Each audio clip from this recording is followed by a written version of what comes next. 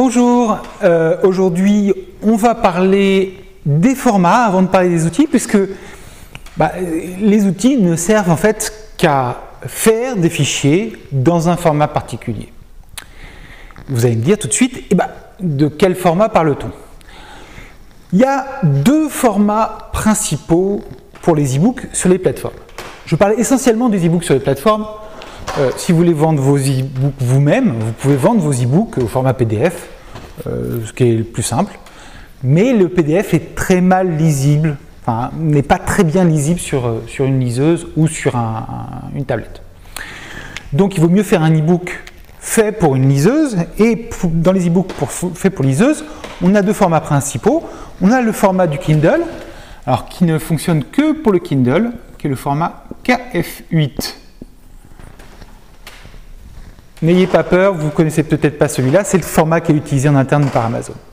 Et puis pour toutes les autres liseuses, donc les liseuses Kobo, les liseuses pour iBooks sur iPad et iPhone, mais aussi pour d'autres logiciels, le format principal, c'est le format EPUB, donc, qui lui est utilisé par de nombreuses personnes et par de nombreuses sociétés et de nombreux logiciels.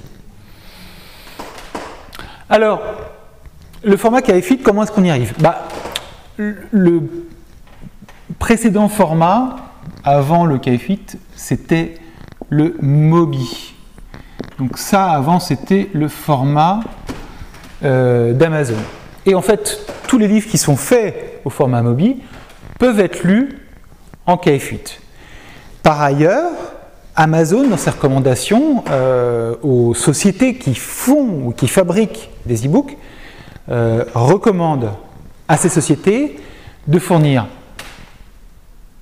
un Mobi ou un fichier EPUB. Mobi ou EPUB. Comment est-ce qu'on fait pour obtenir un Mobi? De la même manière, Amazon fournit un logiciel en ligne de commande, mais un logiciel quand même, KindleGen,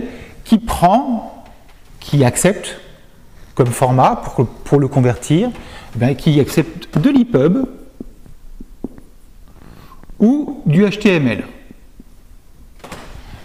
Et puis, se rendant compte que c'était un petit peu encore des formats très techniques, se dit on pourrait peut-être étendre ça un peu plus, et donc ils fournissent aussi, ils acceptent aussi les fichiers au format Word, Doc, et les fichiers au format PDF. Voilà. On a d'autres formats qui sont acceptés par Amazon pour publier et pour faire des fichiers KF8,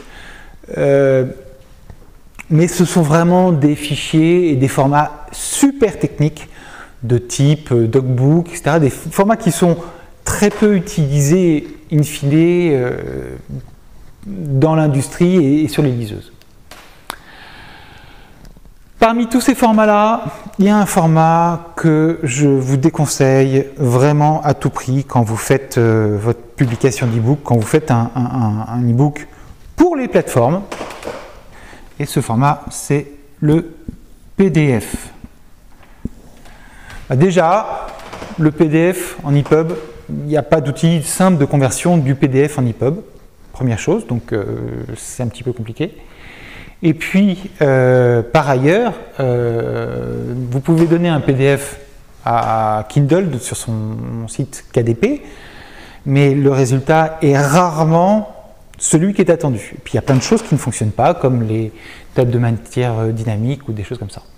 Donc, le PDF, évitez-le à tout prix pour ça.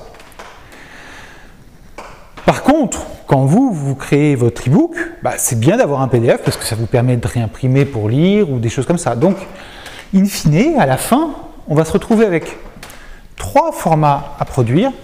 Hop.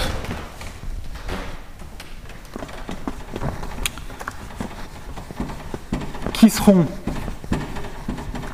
pour que ce soit bien, dans l'ordre, l'EPUB, puisqu'on a vu que de l'EPUB, on pouvait arriver à toutes les plateformes de liseuses, le Mobi pour être sur Kindle Amazon, et le PDF pour pouvoir vendre soi-même son e-book ou pour pouvoir le relire. Voilà, donc on se concentrera uniquement sur ces trois formats-là, EPUB, Mobi, PDF, et on verra en fonction des outils pour créer des e-books, s'ils sont capables de fournir EPUB, Mobi, PDF. On verra aussi en détail Word. Voilà. À bientôt pour les outils eux-mêmes. Au revoir.